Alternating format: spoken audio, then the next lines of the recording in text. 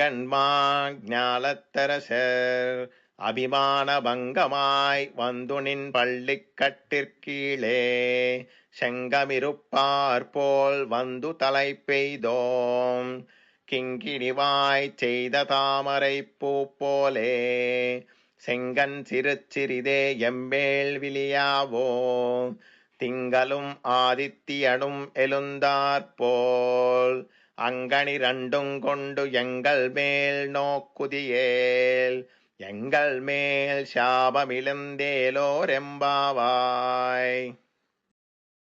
ఈ 22వ పాసురంలో ఈ విధంగా చెప్పబడినది.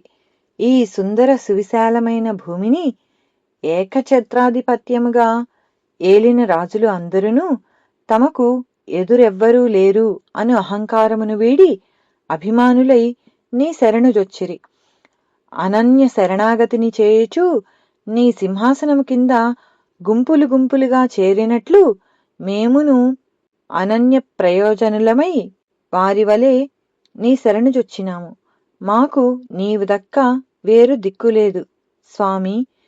చిరుమువ్వలు నోళ్లు తెరిచినట్లుగాను సగము విరిసిన తామర పువ్వుల వలెను మెల్లమెల్లగా విప్పారిన నీ సుందర నేత్రాల నుంచి జాలువారు వాత్సల్య కరుణారస దృక్కులను మాపై ప్రసరింపనిమ్ము.